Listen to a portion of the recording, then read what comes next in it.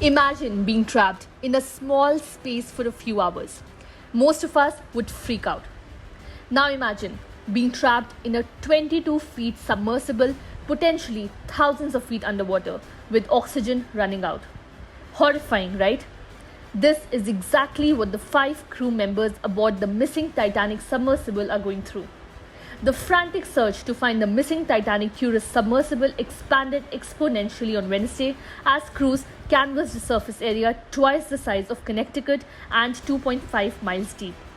The exact whereabouts of the Titanic submersible and the condition of the 5 crew on board are unknown. It is thought that the vessel may have less than 10 hours of oxygen remaining, creating a race against time to find the sub before it is too late. Amid all this, health experts have warned that the running oxygen is not the only danger which those aboard the submersible are facing. Dr. Ken Ledders, a hyperbaric medicine expert at Memorial University in St. John's, Newfoundland, warned that the vessel may have lost electrical power, which is likely to have a role in controlling the amount of oxygen and carbon dioxide inside the vessel.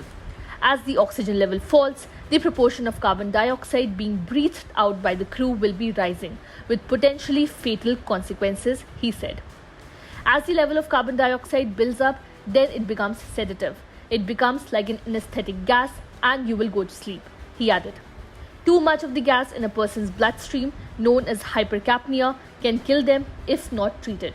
At the same time, the crew are at risk from hypothermia as well, where the body gets too cold. According to Captain Ramsey, if the sub is on the seabed, the water temperature will be around 0 degrees. If it has lost electricity also, it will not be generating any power and therefore cannot generate heat. Hypothermia, the lack of oxygen and the buildup of carbon dioxide within the sub, means the crew's ability to make contact with the search and rescue mission, such as by banging on the hull at regular intervals to try to attract attention, will dwindle. If they are unconscious, they are not going to be able to do much to help themselves, said Dr. Ledders. While the Coast Guard has warned there is probably little oxygen left, the crew may be able to conserve their supplies, at least for a while. Mr. Ramsey says slowing their breathing would also help, but admits this could be difficult considering the stress they would be under. Dr. Ledders said they could also spread out carbon dioxide absorbing granules or reduce their power use if they still have electricity.